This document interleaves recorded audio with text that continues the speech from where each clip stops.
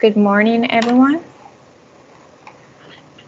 I am Vanessa Acaron Toro, Director of the Planning and Engineering Office of the Energy Bureau of the Puerto Rico Public Service Regulatory Board. It is 10:42 of Tuesday, April 13, 2021, and we are commencing this compliance hearing in case number NEPR-MI-2019-0011, process for the adoption of regulation for distribution resource planning. We are holding this technical conference remotely as a precaution to avoid the spreading of COVID-19. This morning, we are joined by Associate Commissioners Lilian Mateo Santos. Good morning, everybody. Ferdinand Ramos Segard, and Commissioner Silvia Huerta Araujo. Good morning. On December 31st, 2020, the Energy Bureau issued a resolution and order in the instant case through which it presented an overview of the work performed related to the process for the regulation of the integrated planning of distribution resources. After holding several stakeholder workshops where the Energy Bureau received ample participation from PREPA representatives and different stakeholders, the Energy Bureau issued several directives to PREPA and the operator of the transmission and distribution system to use in the formulation of proposals for capital investments in the distribution system. The Energy Bureau ordered PREPA and LUMA to immediately begin work required to complete several projects by the deadlines established in the December 31st resolution. Also, the Energy Bureau ordered PREPA and LUMA to present a joint work schedule for each project on or before January 29, 2021. In order to ensure that PREPA and LUMA comply with the projects required by the Energy Bureau, a calendar for compliance hearings was established. The Energy Bureau ordered PREPA and LUMA to appear at the compliance hearings and ensure that the representatives with personal knowledge on the execution of the required projects appear before the Energy Bureau. This compliance hearing will be conducted in English and will be recorded in audio and video. Based on technical difficulties, it is streamed live in English via the Energy Bureau's YouTube channel.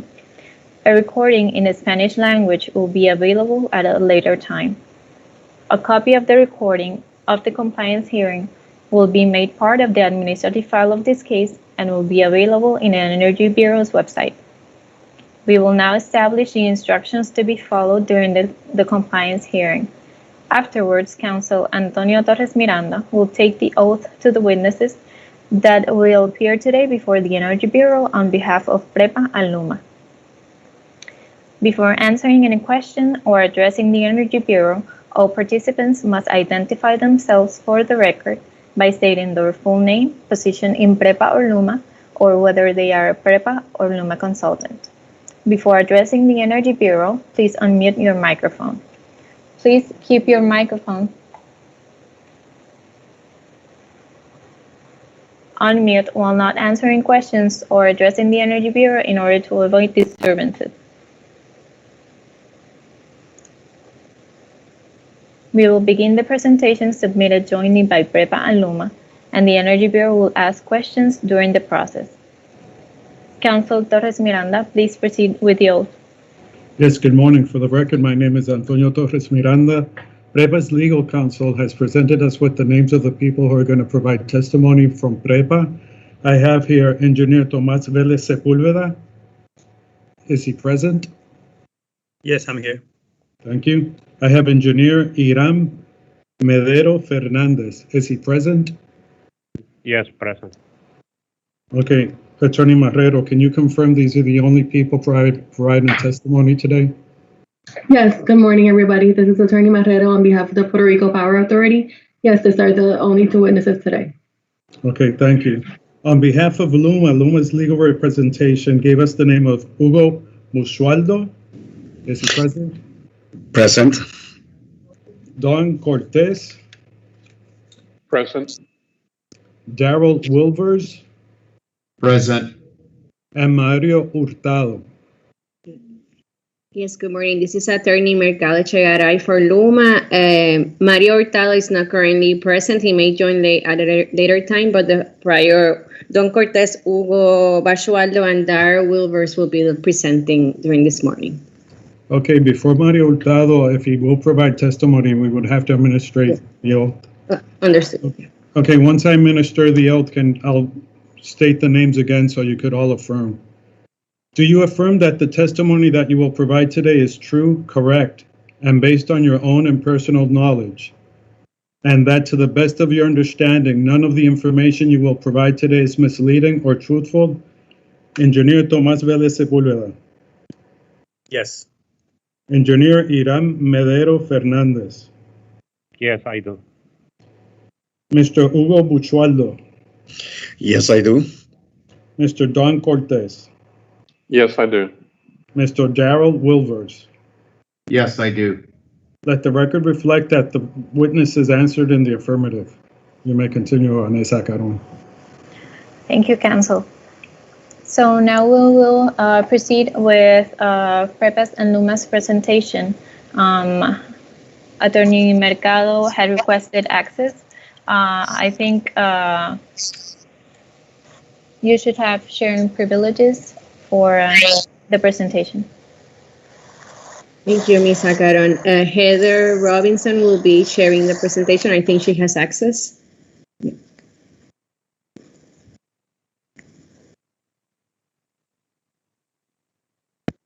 Are you all able to see my screen? Yes. Yes. Great. Okay, so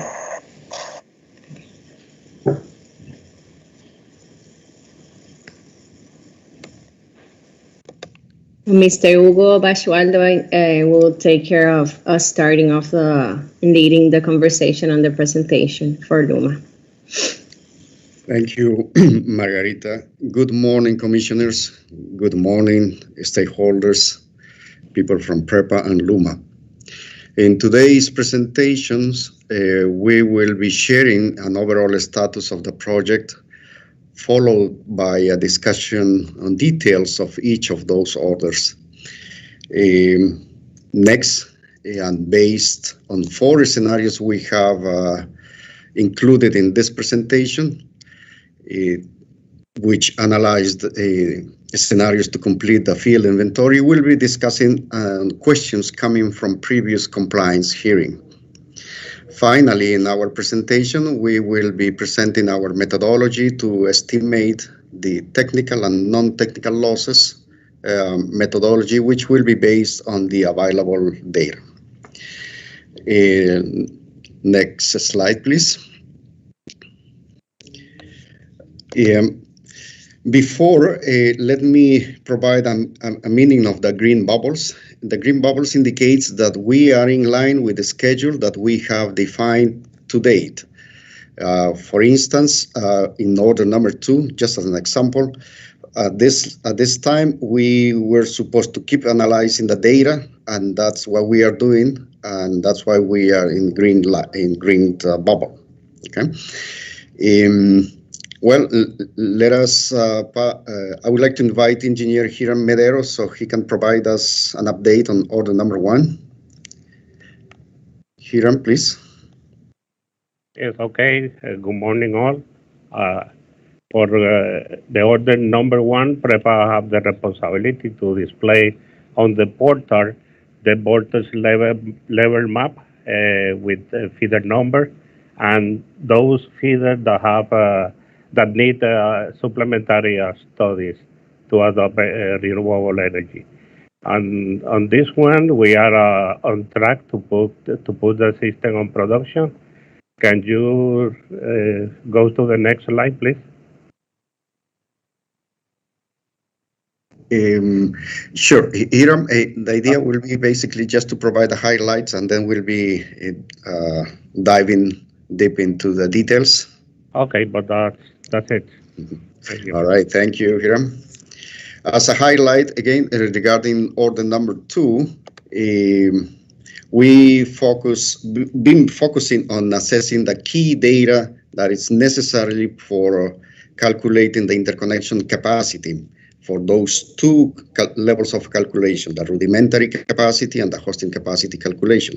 Those key informations are DG and load per feeder, and also we've been analyzing and assessing the synergy models. No risk identified so far on those three key components of the analysis. However, we have seen some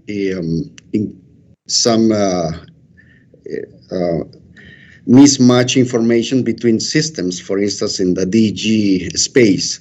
We will be going into details later on.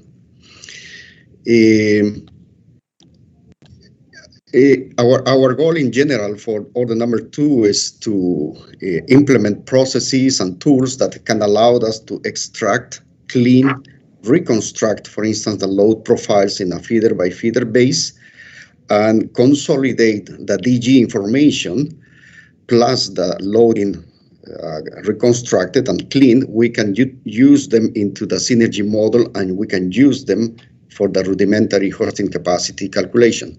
That's regarding order number 2. In order number 3, we have 10 sub-items. As discussed in the previous hearing, we propose an approach which uses 4 step frameworks. Step number 1 is assessing the availability of the data. Step number 2 is defining archiving system. Step number 3 is assemble the available data into the archiving system that will be defined. And step number 4 is to collect unavailable information and to validate any available data that requires to be validated. So those are the 4 main steps on order number 3.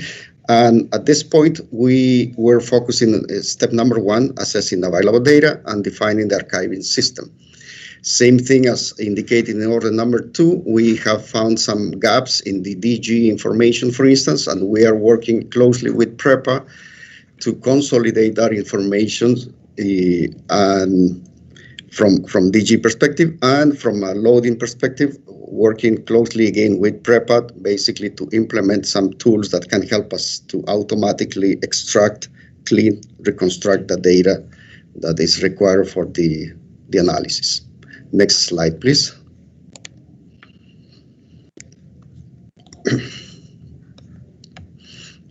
So now I would like to invite back again Engineer Iran Medeiros so he can provide us more details on the order number 1, sorry. Number 1, yeah. Okay, good morning again. I'm Iran Medeiros.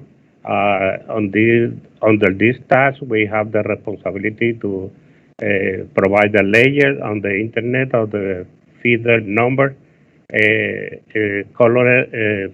with color code to differentiate different level of voltage.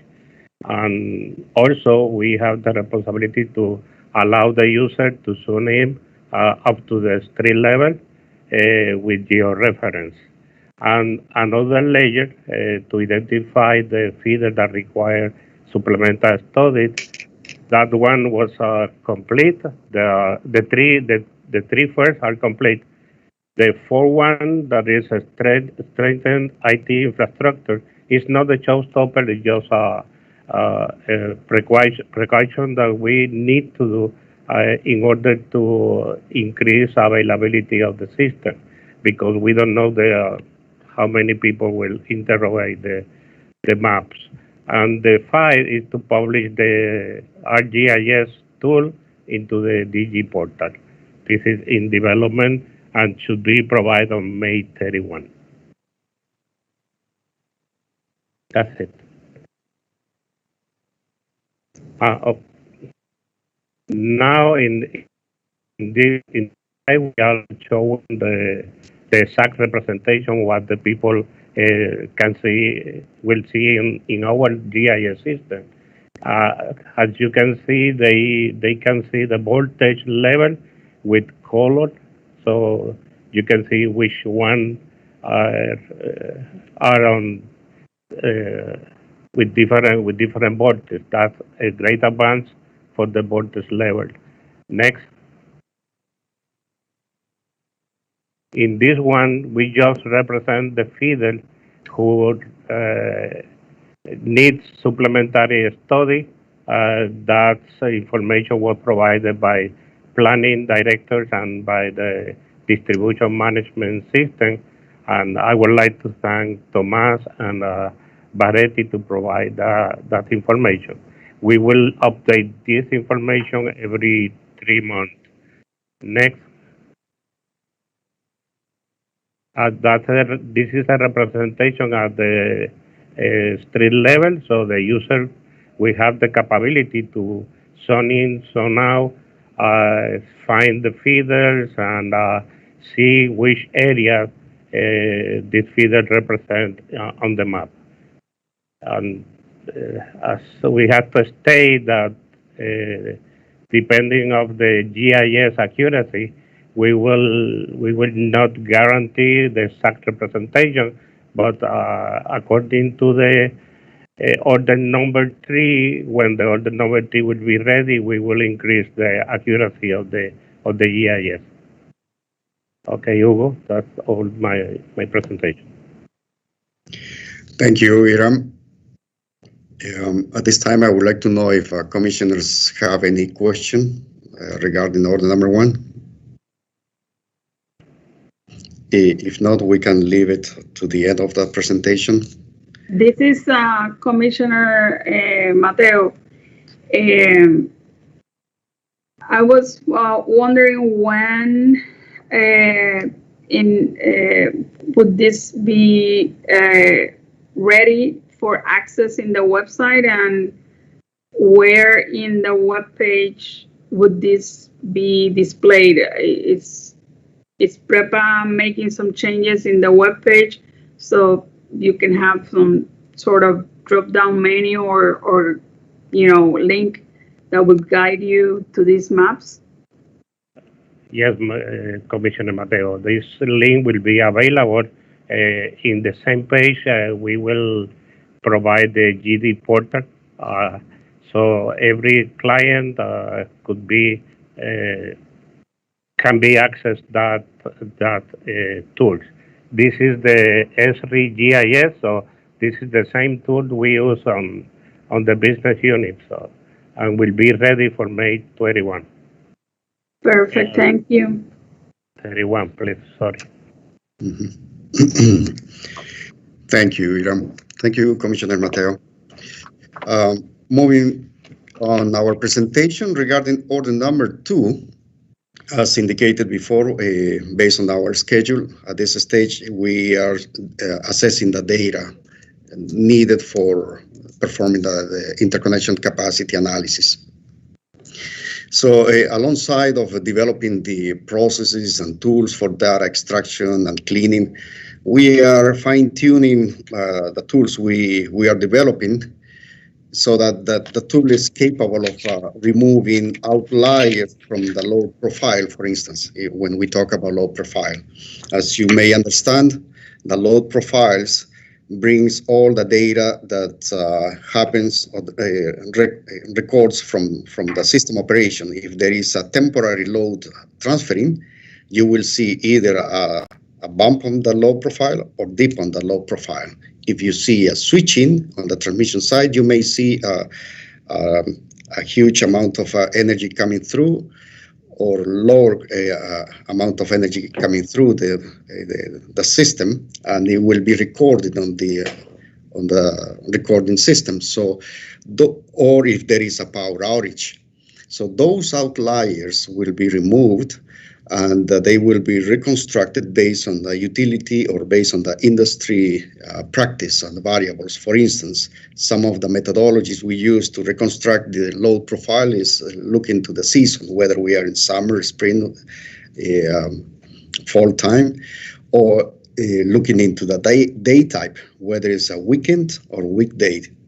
Looking into the time of the day. Are we looking into the 8 a.m. in the morning, 70 degrees Fahrenheit, or are we looking at the 8 p.m. in the afternoon or the evening with 72 degrees? The load behavior are different, so we need to look into those variables.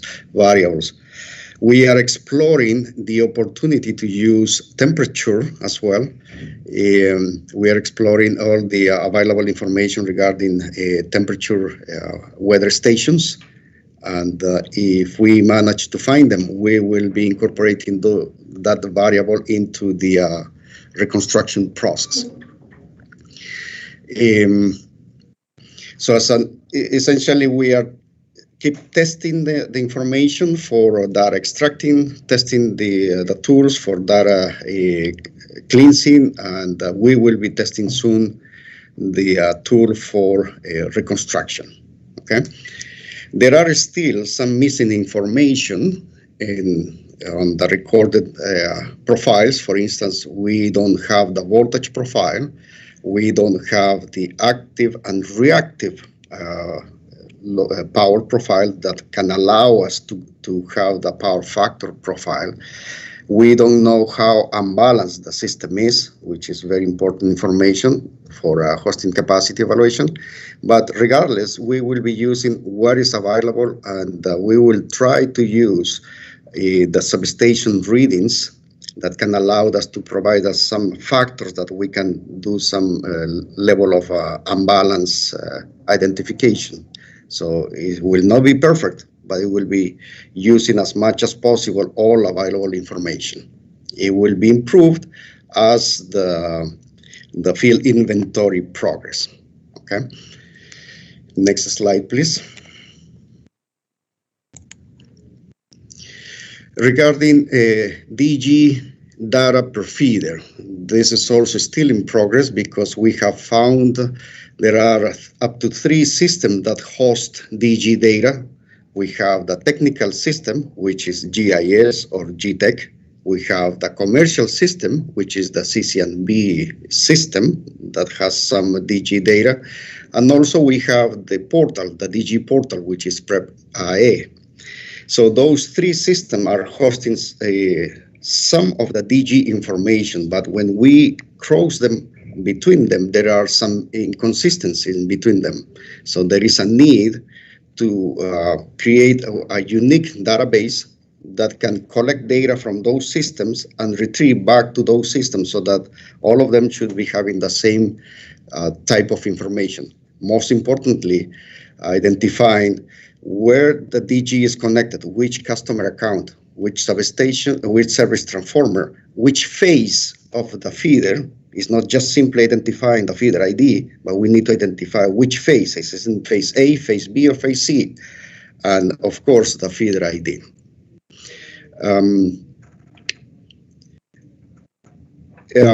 All this information is being investigated with PREPA's SME and LUMA's SME, so we can try to utilize as much as possible, as I said, the available information.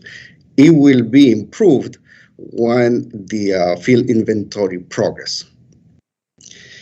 For the DG, in addition to what we are doing, for the DG information, specifically, we have identified 2 parallel work streams. One is related to dealing with existing DG data, and the process will be, as explained, to consolidate them in one single data set. And the second work stream is what is going to happen with a new data, with a new DG. So those that are applying for DG interconnection. So in that case, essentially, we are initiating a project and a study to review the existing processes, the existing tools, and how the customer is deploying information to the portal, how this information is flying around the systems internally in PREPA. And 2 things we'll be achieving out of this work stream. Number 1 is to better understand, better manage the data, and to avoid having backlogs on the DG interconnection process, particularly on the accelerated or expedited process. Regarding synergy model, yes, PREPA has implemented a gateway to process GIS topology data into GIS, into synergy power flow models, but still there are some missing data that are key for the assessment.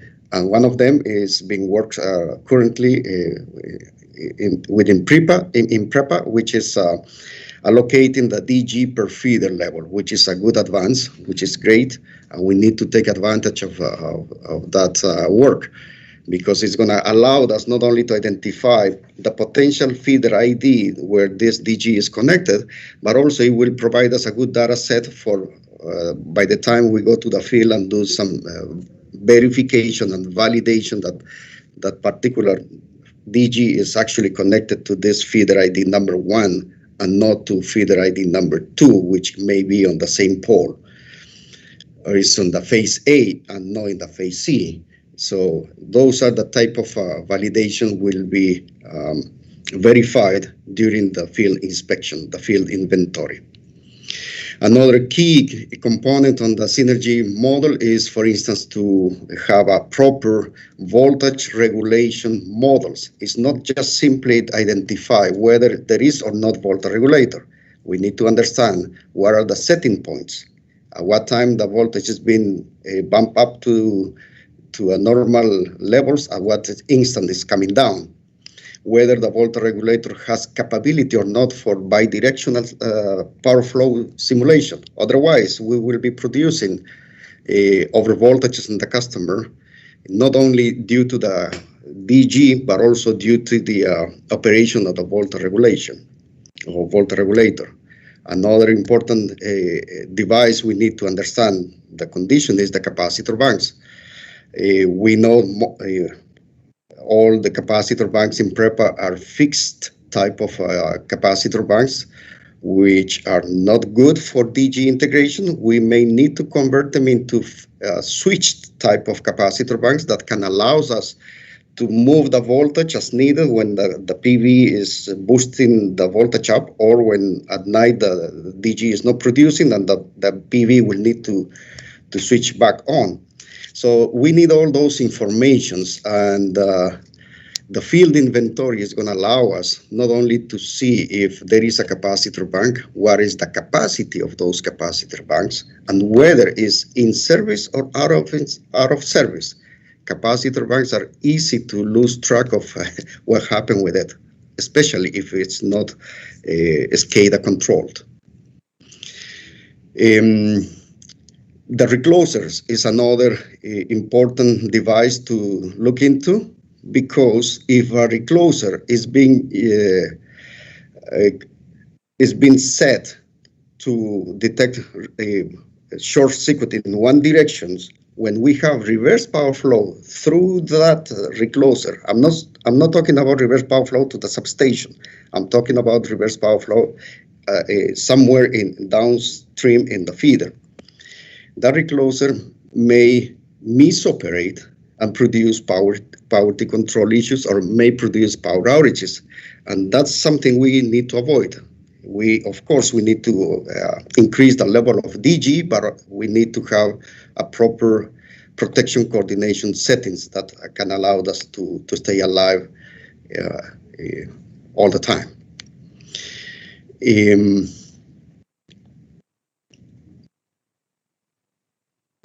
Another important thing is to look into the devices is the switchings, to identify whether the switch is in switch on or switch off, to identify, there are several, throughout the year, the distribution system, right? Switch in, switch out, there are load transferring. Sometimes those load transfers can be temporary, hoping that it will be moved back to the normal operation, but due to many reasons, it's easy to lose control.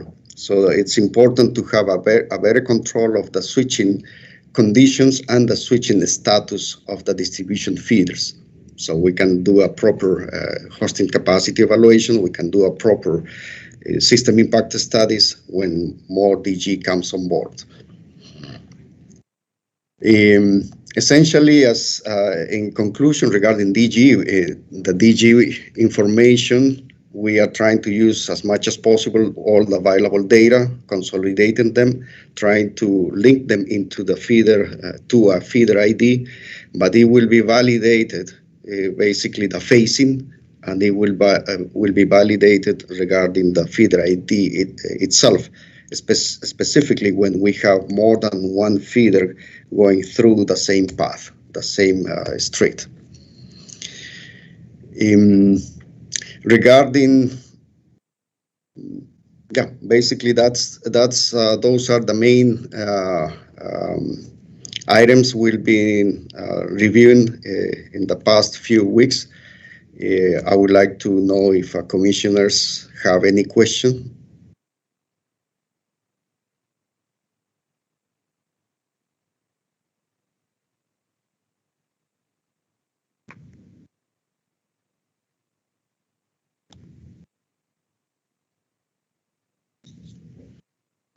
All right, so let's move to order number 3, please. Next slide.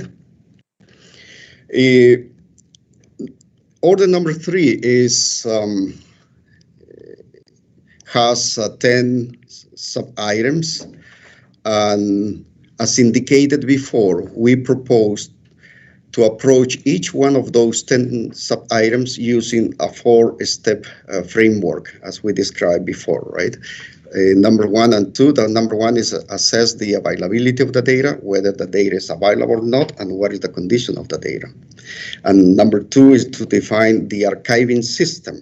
So it's good to have in a satellite system, or it's good to have a consolidated system. If it's a consolidated system, what database we need to build so that can be used not only for hosting capacity, but for many other applications in the system, for billing, losses control, reliability, you name it. All the technical aspects need to be need to have access to this information that we will be collecting from the field through the field inventory. Okay. Regarding the item number A, for instance, is regarding the quality of the location of the data in the GIS.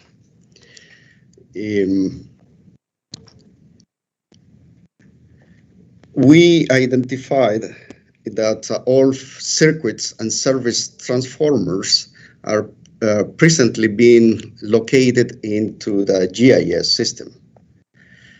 There are some evidence of errors. Example, the power line and the poles are not necessarily aligned. They are not in the system. I'm not saying the physical in the street, but in the system. The pole is there, the line is there, but they are not attached each other. The switchgear. The switchgear is supposed to be 2 or 3 nodes in between, so that we can identify whether it's switching off or switch in. So we can see it's load side and source side of the power flow. Nowadays, when the GIS data, switchgear data, is converted into Synergy, we see a bunch of little nodes in between, and with because of the logic of the gateway, all those nodes are interconnected each other between lines. We now know those are switchgears. They are not misleading or a bank of meters, for instance. They are switchgears. So all those systems are being identified, and of course we need to clean them up. Okay, and of course we will need to conduct field check to validate that that bulk of nodes are specifically switch gears and not a bank of meters, for instance. So we'll need to verify them all. Regarding a list of distribution device with SCADA points, we have received from PREPA a comprehensive list of every data points configured in the SCADA system, in PREPA's SCADA system. We now need to analyze this list to determine the visibility level of each distribution device. Okay, to see, for instance, the status of the breaker, as I was saying. The breaker is on or is off. If it's on, maybe it's the same feeder configuration in January as on December, or it was some load transferring along during the year. Also, we need to identify from this information provided by PREPA if those devices or some of those devices are controlled, or they may have visibility, but they may not have controllability of those devices. So those are the aspects also that we need to make sure are in place.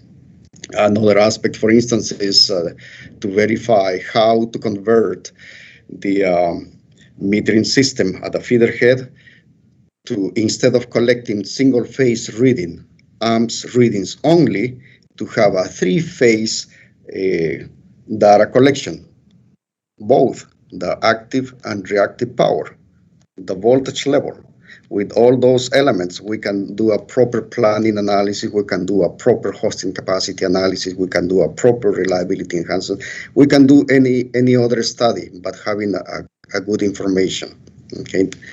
Knowing, understanding the unbalanced condition of the system is critical for DG integration, because in average, we may have a 15%, no more than 15% DG compared to the peak demand average.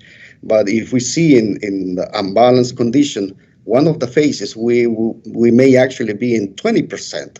So which means that there is a single phase feeding back to the substation, and the substation LTC, or the substation transformer, they are not ready to handle the voltage regulation when there is a reverse power flow. So it's very important to understand the three-phase, and we need to see how the equipment is currently, what is needed to enable the three-phase recording. If it's not possible, then we will need to have a proper revenue meter at the feeder head. Regarding C, which asks for a load profile at feeder head, as indicated so far, there are single-phase load profiles. We are working with that information. It's recording in different timestamp. I believe it's 20 minutes timestamp, 20 seconds timestamp, but it's not a problem because that information can be converted easily into hourly resolution, which is the typical and industrial standard way of using this type of information, so we can do a proper assessment of the load profile and compare it with DG, for instance, for the sake of interconnection capacity calculation. Okay. Essentially, let's move to the next slide, please. So I wanted to conclude, but I think we have more items to discuss. Regarding item number D, which deals with a list of DERs, including the type, capacity, feeder ID, and also that include a backup generation. So we have the list of DGs. We know that there are up to 3 systems hosting DG information. We know that we have to consolidate them. We know what technology is, and we know that we can identify the DER or the DG profile. There is no problem with that. There is a gap, however, regarding the backup generation. So PREPA doesn't have an updated list, or doesn't have a list of backup, which customers having backup generator. So a survey may be needed to collect that information, and hoping that the customer will be willing to share that information with us. That is in progress. And in this particular item D, obviously, order 2 and order 3 we are the same team, and when we move in one order, it will be feeding into this order as well. So it's not that we are working in separate teams in silos anymore. Regarding the DER profile, as I just said, we have already identified industry standards data set to collect a DG. One of the sources may be the PV watts system, which is an NREL information. It's widely used in all United States. So it's a good information to use. It's available, and there are weather stations in the island that feed that PV watts tool, so we will be using them. Let's go to the next slide, please. Regarding the age of a transformer at the substation, we found a good information in PREPA for most of substation transformers. During the feeder and substation detailed field inspection, we will be collecting some of the missing information regarding the age of the substation transformer. Okay, so it's not a complex task, but it's time consuming, and it's part of the field inventory work. Regarding the service transformer, as we discussed in the first hearing, the idea here is to identify whether a service transformer is or not in service. So, and the way to collect that information is through the field check. Okay, we are not saying that there is a service transformer out of service feeding the customer. Not probably after the hurricane, those customers have moved to a different service transformer, but it may be sitting out there. Okay, that's part of sometimes part of the normal temporary works we do in the industry. Regarding the data in G, which deals with hourly resolution load profile at the feeder head. As we said, we have access to the single phase readings. We are in the process of collecting data from the substation so that we can have some indications of the unbalanced condition, and that we can have an indication of the voltage profile. So we'll see how good the data at the substation level is, so we can transfer that information into the feeders. It's not going to be perfect because it's not the same console aggregating 5 feeders load unbalance into one versus studying feeder by feeder what is the unbalanced condition. So it's going to be a good indication at the beginning, but it will be improved as this effort moves forward. The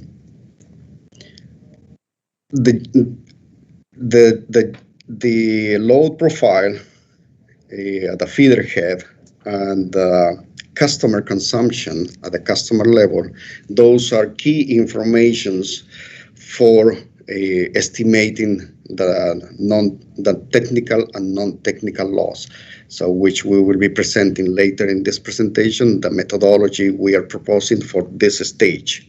So the technical and non-technical losses, as any other concept, is a progress concept, and essentially we are accommodating, customizing our methodology in what level of information we have today. This methodology will be different. Has to be different when we have better data. Let's move to the next slide, please.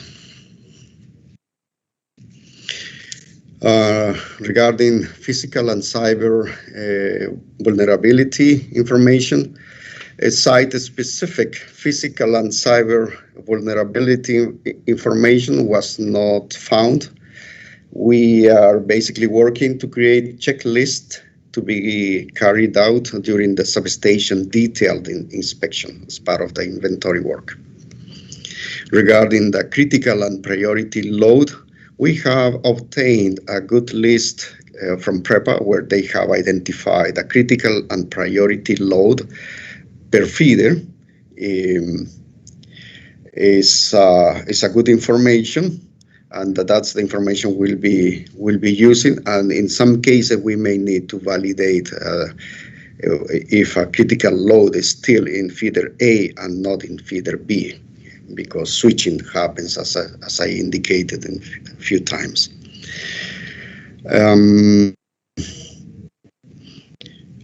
Shown by engineer Iram Medero, we presently have the list of feeders that require supplementary study. Of course, this list will be increasing as the number of DG applications still coming.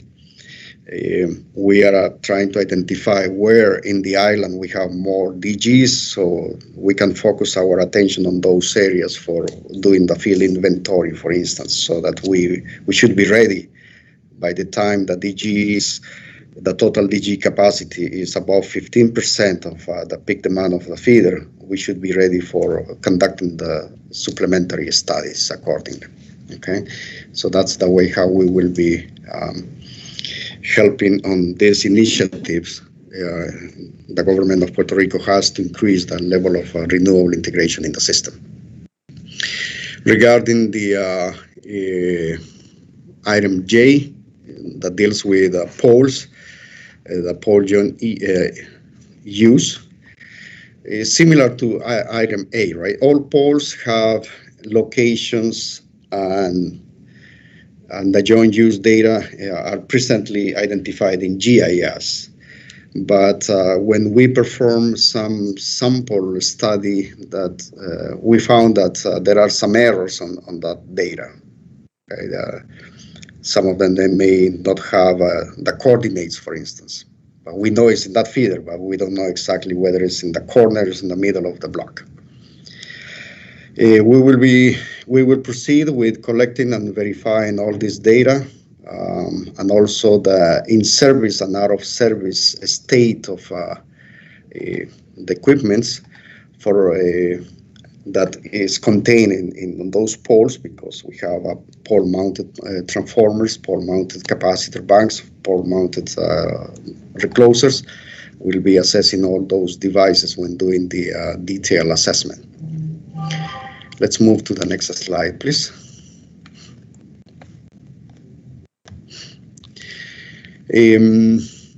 So far it was a glance and the highlights regarding of the data assessment task we've been conducting these days along with PREPA.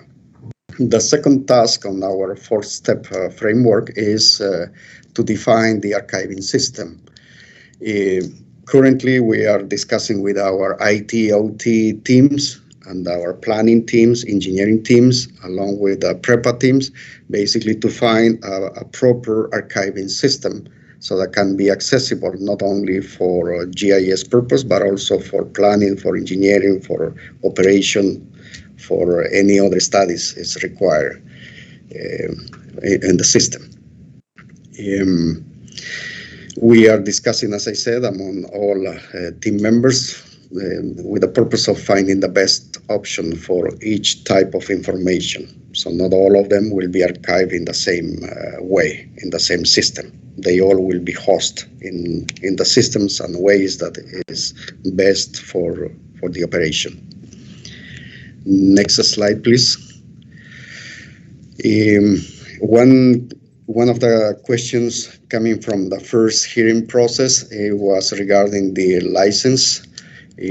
We did a deep and dive analysis regarding what kind of license of systems we use and whether we have enough licenses or not.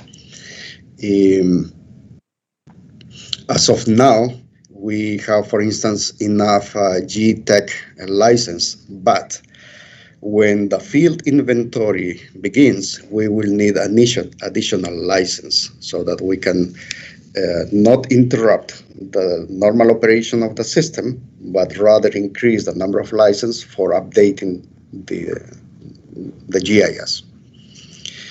And how many, it will depend on the scenario for field inventory that we will discuss in a moment. Do we have enough GT viewers? No, we will need additional license, and we have in this table the cost estimation for them. Do we have enough synergy license? Yes, we do. For the purpose of conducting the hosting capacity at this stage until September, we have enough license because we have few feeders to be analyzed in the proper way. Obviously, when the number of feeders moves from rudimentary interconnection capacity to hosting capacity analysis, we'll be reevaluating again the need for more licenses of synergy. But at this point, we are okay. Do we have enough PI data linking information? Based on our experts, ITOT, they identified that we may need additional license, and that they are requesting quotes from vendors so that we can provide, when we receive that information, the number, the cost estimation of those licenses. Next slide, please. Oh, okay. This is the compliance hearing follow-ups from compliance hearing number 1. Before moving into this section, is there any question? Yes, I have some questions. Ay, se oye bien, ¿verdad? In our December order for order number 3, we suggest to look into any other inventory that any state or federal agency have done after the hurricane. Have you done that exercise or look into any agency that have for the grid inventory? The power grid? Yes, we have received that information. We have access to that information. Is being evaluated as we speak, and definitely when the data is appropriate for this exercise and has all the information is needed for updating either the GIS or the power system data, yes, we will be using, but at this point we are evaluating it. Okay, and it seems that order 1 and 2 are somehow are linked to order 3, right? The power grid inventory. But how will that affect the compliance, the deadline for order 1, which is in, I think is the end of May, the order 2 is September, and then the power grid inventory is in December? No problem, because as indicated in the order, in the document, the order number 1 is only color coding the distribution feeders based on the voltage level. Order number 2 deals with a little bit more analysis, which is estimating the interconnection capacity of the distribution feeder, which requires processing DG data and feeder peak demand, for instance. Now, within this interconnection capacity analysis, there are 2 work streams. We propose one of them is to calculate the rudimentary hosting capacity, which is purely based on the peak demand of the distribution feeder and based on the aggregated DG per feeder. And the second work stream is to do a detailed power flow simulation based hosting capacity analysis, which depends heavily in the accuracy of the GIS information and the equipment database information. And in a moment, we'll be discussing how many of them will be switching from rudimentary into hosting capacity. And but yeah, it's been contemplated. They are all complementary information. The good thing is in the way how I read the order coming from regulators. The good thing is at least providing the voltage level color-coded information provides the developers a good indication of where they can shoot for deploying more DGs. specifically for developers with experience, they will know that they will be shooting for areas with higher voltage class feeders as opposed to go in the lower voltage class feeders. I'm not saying they will be stopping going to that location, but at least they will know there is more chance to interconnect more on the higher voltage class feeders. In the order number 2, the developers will have additional information because in a feeder base, they will have information regarding the aggregated DG per feeder. So if they see, for instance, if they get the DG in the feeder, at least they have 14% room available in that particular feeder in that particular area.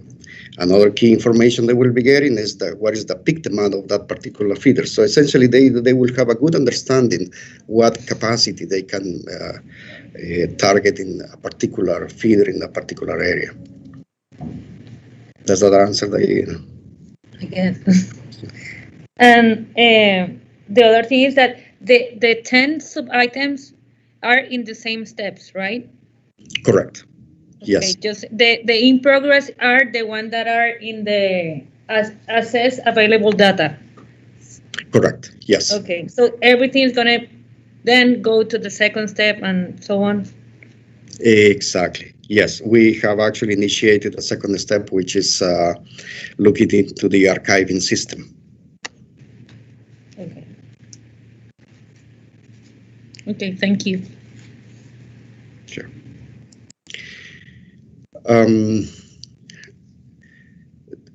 There are some items that we needed to discuss coming from the hearing number 1.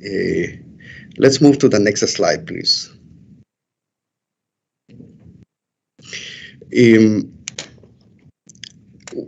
We did this exercise basically to understand where we are standing and how feasible, how practical is to think about one scenario compared to other scenario. For instance, if we see in this table, the left-hand side table is for reference. Basically, we are putting there some numbers that base our calculation of the right-hand side table. Okay, so, but let's focus our attention into those 4 scenarios. Scenario 4, please keep in mind that that is the initial proposal we indicated in the first compliance hearing for 5 years. And the scenario 1 is what is being requested by regulation, which is to complete this in few months. Before going in detail into this table, let me discuss about an RFP. PREPA has developed an RFP to collect and update the power system data and the GIS data. Okay, of course, LUMA has provided inputs to that RFP, so it's a combined and joint effort. The RFP now is pending of approval for releasing, and it is with PREPA PMO office. What we know is, as of last week, the PREPA legal team has been reviewing the RFP, so now it is with PMO. So the key message in here is we have an RFP to have industry answer regarding the scenarios. We have an RFP is in progress. It's been validated by both PREPA and LUMA, and now is pending to be released. Okay, that's the status of that RFP. What we are asking in that particular RFP is we are asking vendors for the technical feasibility and budget for 3 scenarios. Scenario number 1, to complete a inventory in 6 months, for instance, by the end of this year. To complete the inventory in 2.5 years, that's scenario number 2, and to complete the inventory detailed inventory in 3.5 years. Okay, our hope is that vendors will supply us a good information from technical perspective, whether it's feasible or not, and from budget perspective, we will know what is the impact of those costs into our initially unfiled 10-year plan. Okay. Let's go back to the table on the right-hand side. We are dealing with more than 725,000 poles for both the primary and secondary system to be inspected. Okay, those in addition to the underground facilities, meaning manholes, pad mount transformers, switch gears, basically those load pad mounted transformers as well. So all the underground system is also included in this calculation. It's not just purely poles divided by number of days. No, it's everything. But as a good reference, as a main reference, we have the poles. For scenario number 1, considering those 725,000 poles, we would be inspecting more than 7,800 poles per day. And to do that, we will need more than 3,000 employees to do the work in both in the field and as a back office. The collected information coming from field has to be digitized on the system, and we will need a separate crew to do the quality control and to make sure the quality assurance of the information. Because we don't want to go back to the field twice. We want to go to the field once and do it right. Therefore, we need a proper planning, a proper pace of work.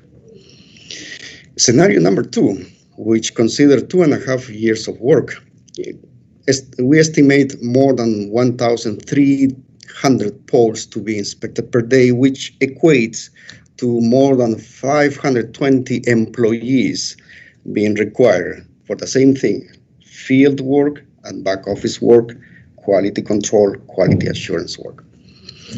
Scenario number 3 is based on this calculation. We estimate close to 950 poles being inspected per day and working with 370 employees required.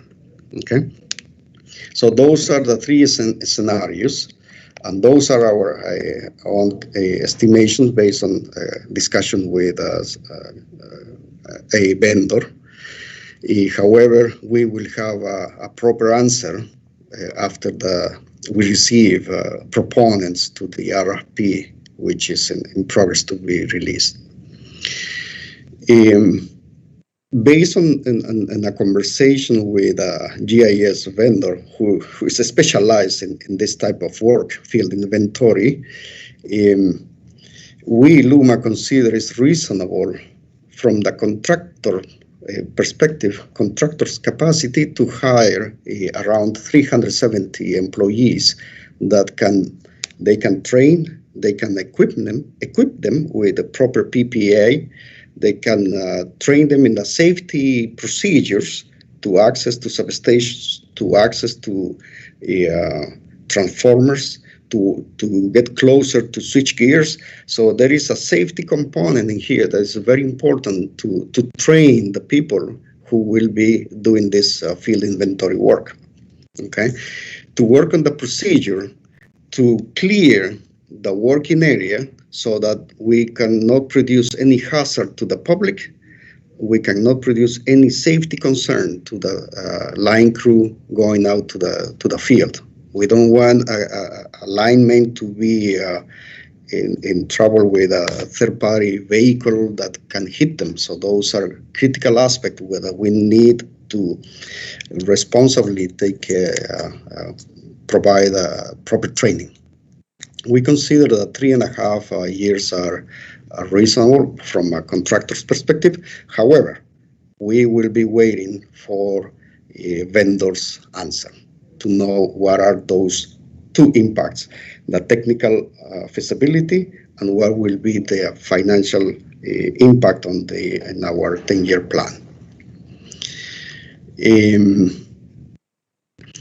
In this exercise, of course, we are accounting for a couple of months before the actual work for training, hiring, providing them PPA, providing all the safety gear, the safety procedures, etc., and a few months after the field inventory is worked, basically for the back office team to keep digitizing the information in the systems, GIS or power flow system, or power system data set, and to conduct the fine quality control, quality assurance work.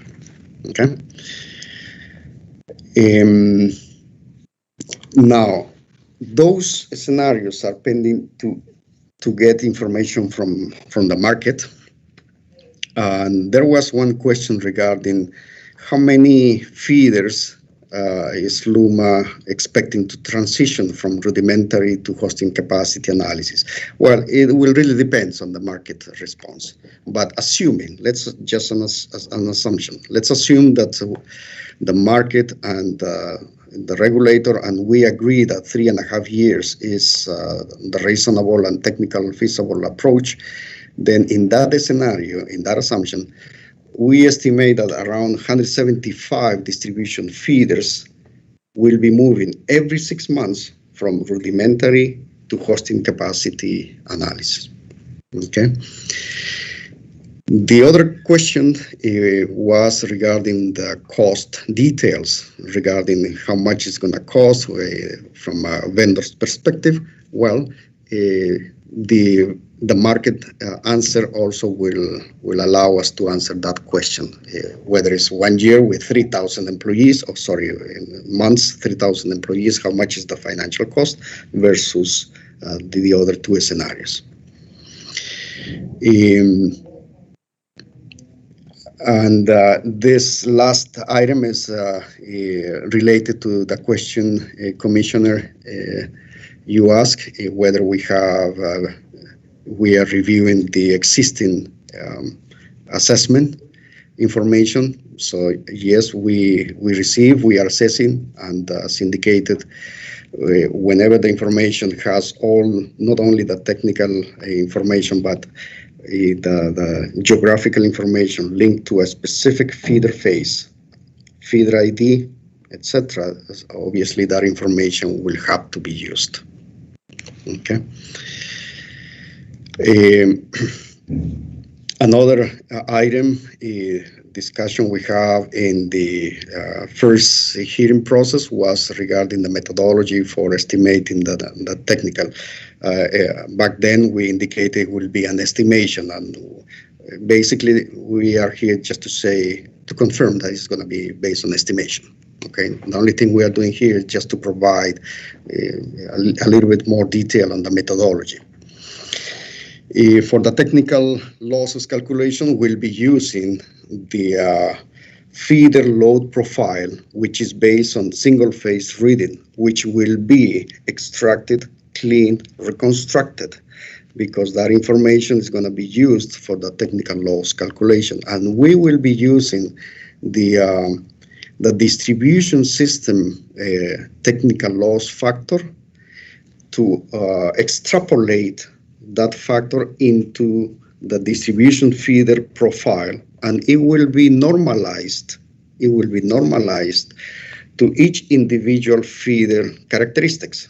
If we have, for instance, two feeders that have the same length, but one of them is industrial, consumes more, and one of them is residential, consume less. So the load factor of here is higher than the load factor in here. Therefore, if we have the same impedance, the same distance, this feeder, industrial commercial, will drag more losses compared to this one. So essentially, with this methodology, we are normalizing the loss, the technical loss estimation to each characteristics of the feeder based on the load profile as indicated, or based on the feeder length that somehow is linked to the feeder impedance. Okay. Once we do have this estimation in hourly resolution, so it's not just simply a quick mathematical calculation to say this percentage we divide by 2 or by 3. No, we will be doing this in hourly resolution. Okay, so lots of data analytics aspect will be in place. Once we have all those factors in the hourly resolution, then we will be aggregating them to calculate the technical losses in annual basis. In other words, it will be annualized, the technical loss in a feeder per feeder base.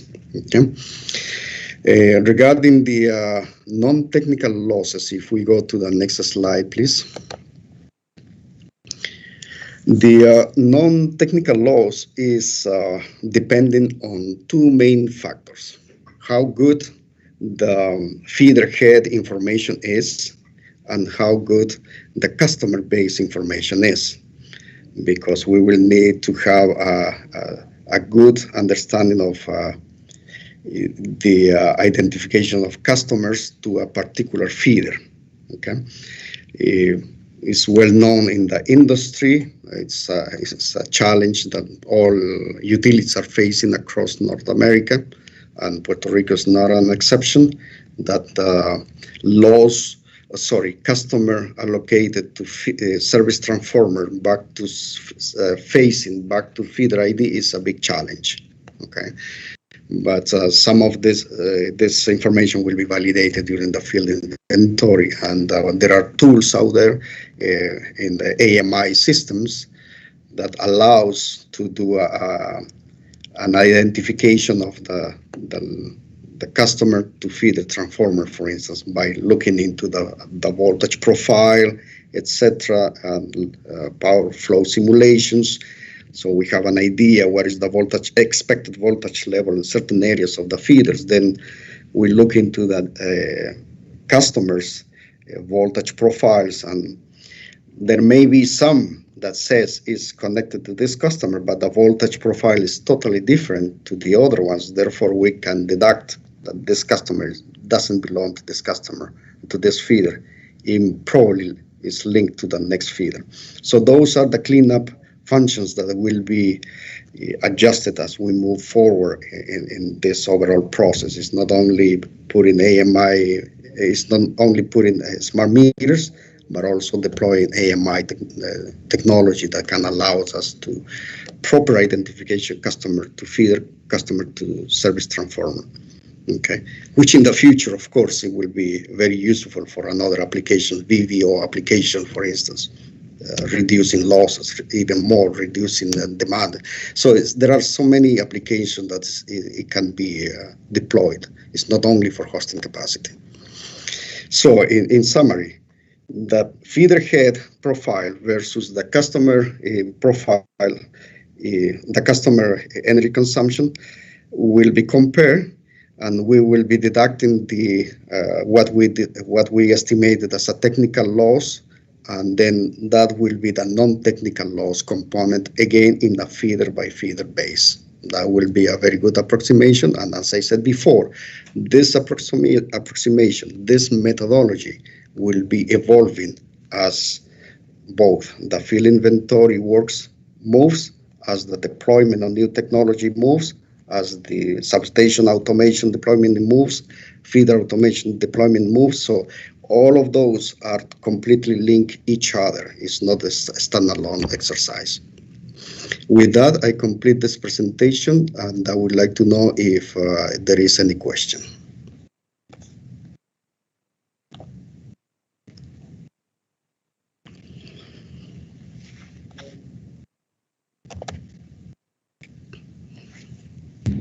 I don't have any more questions from my part.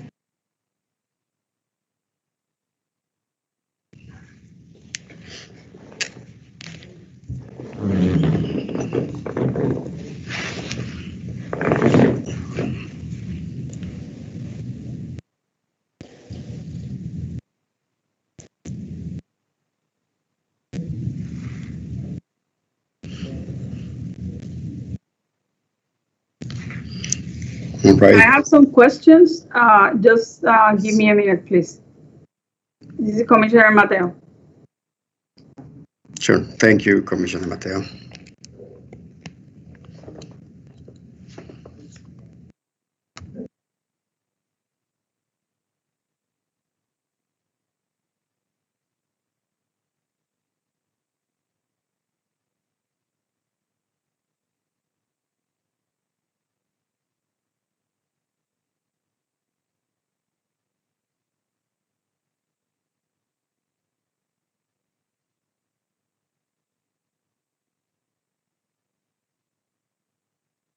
Yes, in your presentation, you included several scenarios for task number 3, and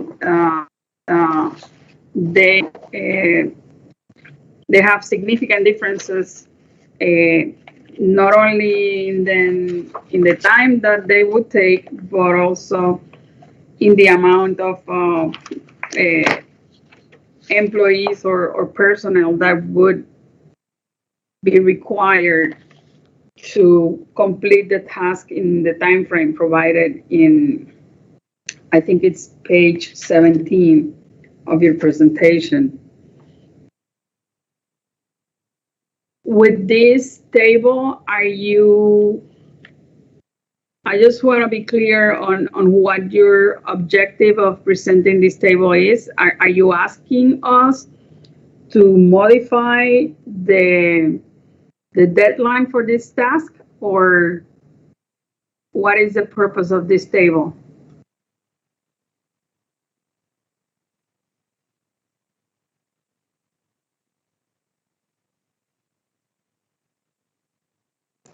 You're on mute.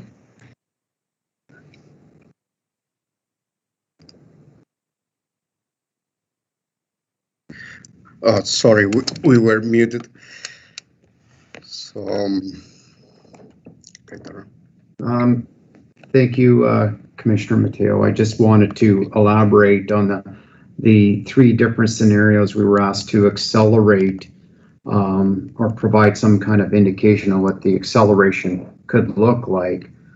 We do know that the GIS RFP, we've asked or we will be asking the proponents to provide costs based on those 3 scenarios. Those are just our estimates at this point in time. So we will know for sure in terms of the amount of resources required and the costs. We will know that once we get the bids back from the proponent. So just to be clear, these are 4 scenarios provided in the RFP that you mentioned, so you can receive feedback from potential contractors and then make a determination based on the info they provide in their proposals, I guess. That's correct. What we wanted to do is to try to get some additional information from the proponents so that we can share with you. And that's something that we would be willing to share with once we get the responses back. That table has a very important note. It says that accelerated scenarios 1 and 2 have not been considered in the initial budgets petition that LUMA filed with us on February. What does that mean?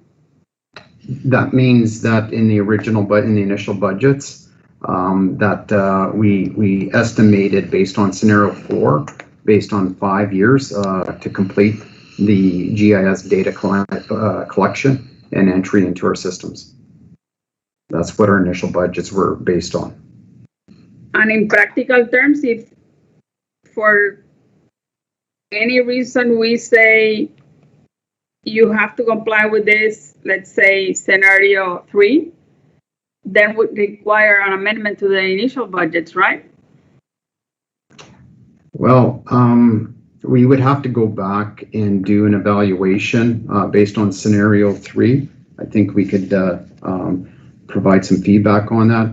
We know in scenarios 1 and 2 that the costs would be fairly significant and they would not be covered within our initial budgets. So we would believe that there would be a need for an amendment.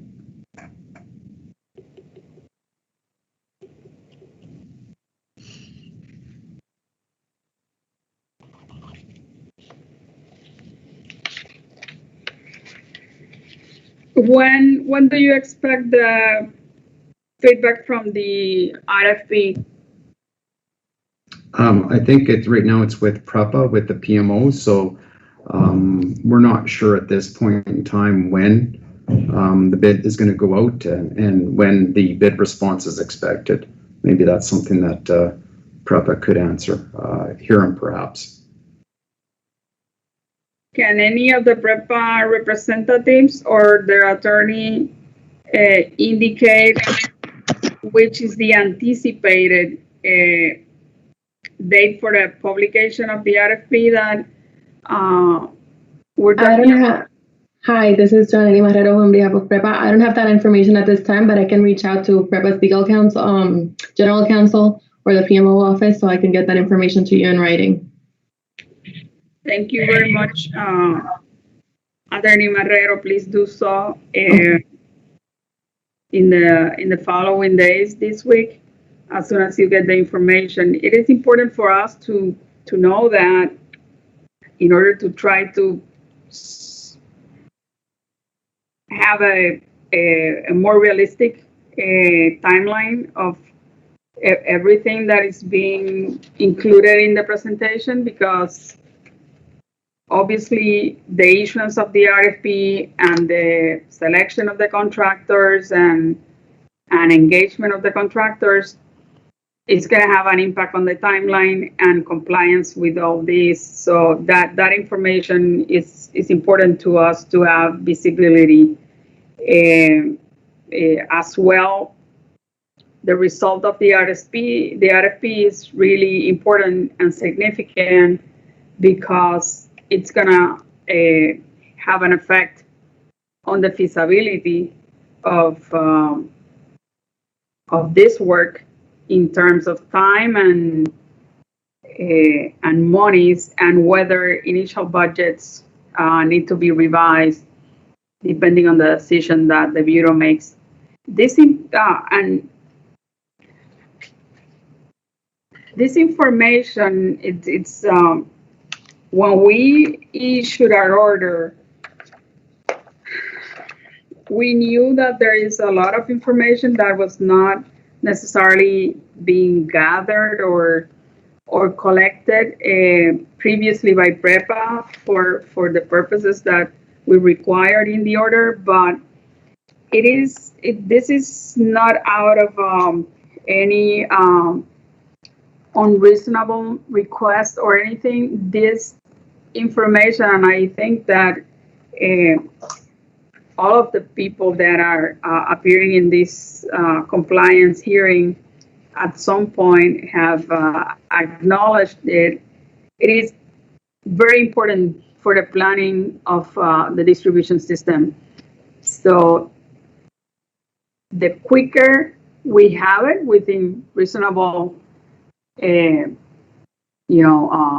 parameters, the better, because it's gonna be a more precise and holistic way to plan the future improvements to the distribution system, as well as to provide information to the clients and developers. So that is going to take a lot of time, but and that's true. But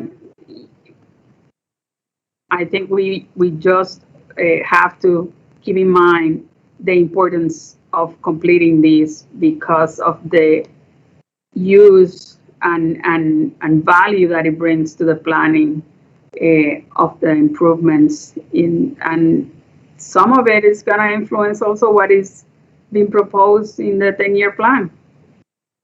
The better information, the better you are, the better position you are to make plans and to continue gathering information. So I don't have any other questions. I saw from your presentation that the other two tasks are advancing. I guess that the last one, the third one, is the one that is the more complex or complicated one. And we're really looking forward for that RFP being issued so that this work can start. And we would like to receive information not only this week when Attorney Marrero can gather the information on when it's going out, but as soon as it goes out and a determination is made, I from my point of view, I think LUMA and or PREPA should submit it for us. So we, if it happens before the next compliance hearing, that we have that information already.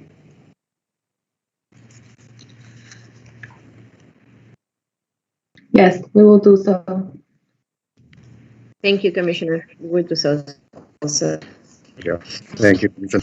I have one more question, and it's to confirm. Heard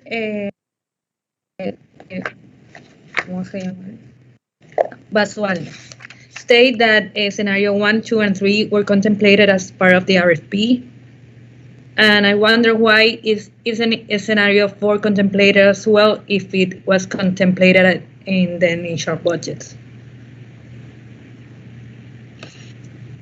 Would you mind to repeat your question? Okay, I heard that you stated that scenario 1, 2, and 3 were contemplated as part of the RFP. Correct. Okay, but no scenario 4. Mm-hmm. And why isn't included as part of the RFP since it is contemplated in the initial?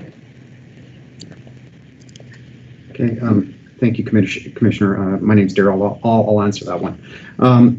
We understood that from the PREB that there was a requirement for an accelerated schedule. So we didn't believe it was necessary to go and ask for an estimate on scenario 4. We had our own internal estimate. We believe that from PREB standpoint that it would be a question of deciding upon scenarios 1, 2, or 3. So you will require an amendment to initial budgets then, no matter what? No, scenario 3, we will have to take a look at it. We know scenarios 1 and 2 will require an amendment.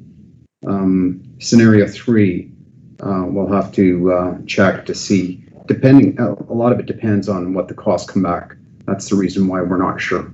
Depending on what the bid responses are, we'll have to take a look at our budgets and get back to you. Okay, thank you. Thank you.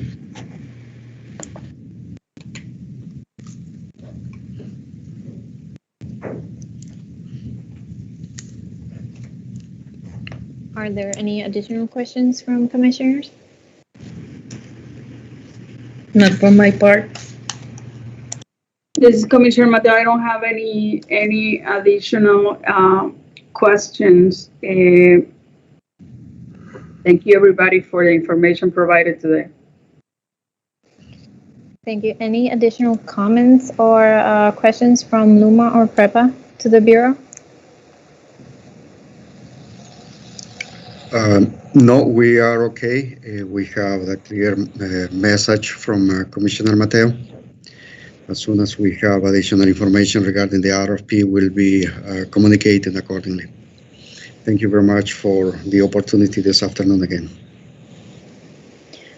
Well, then, thank you everyone for your participation during today's compliance hearing, and we will be ending today's compliance hearing at 12:11 p.m. on April 13, 2021. Have a great afternoon, everyone. Have a good day. Thank you. Bye. Thank Thank you. you all. Thank you all. Thank you. Thank you.